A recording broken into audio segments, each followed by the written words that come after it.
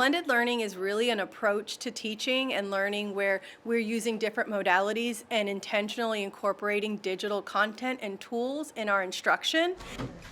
It also is a layered approach to allowing students to start taking charge and ownership of their own learning, and that starts from tracking their data, identifying their own weaknesses, working through those platforms, and then monitoring that to show their mastery as they move on to the next layer or the next skill set that they would be working on. I did add our canoes over here. It kind of gets them engaged a lot more and kind of puts them in charge of their own education a little bit, because this generation is very tech savvy.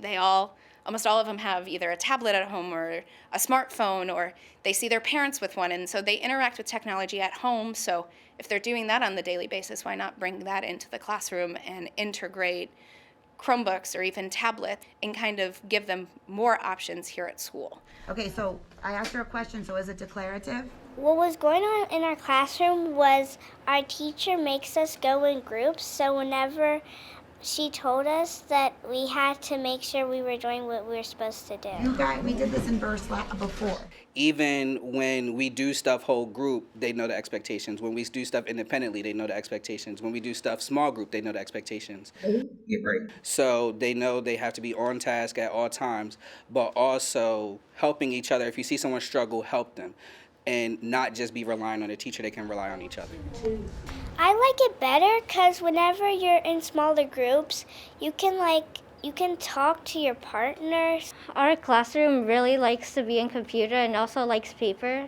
So we just first do half paper and then half computer. A lot of trading from that. So I really like using blended learning just because there's so much you can do with technology now, and it's incredible to see how they interact with it and how engaged they are in the lessons now because of that factor. This is fun because normally we're on our phones and technology is very fun for us instead of writing with our hands. Being able to do something in a computer is very fun. I feel as though the blendedness of it worked because I did get to deal with a smaller group while another group was working independently on skills on ST Math that should have been spiraled in from previous units that we did. So that's equal to 10. Now how many single dots or how many single cubes am I going to highlight? Students, I've noticed, have taken a lot more ownership in what they have been learning.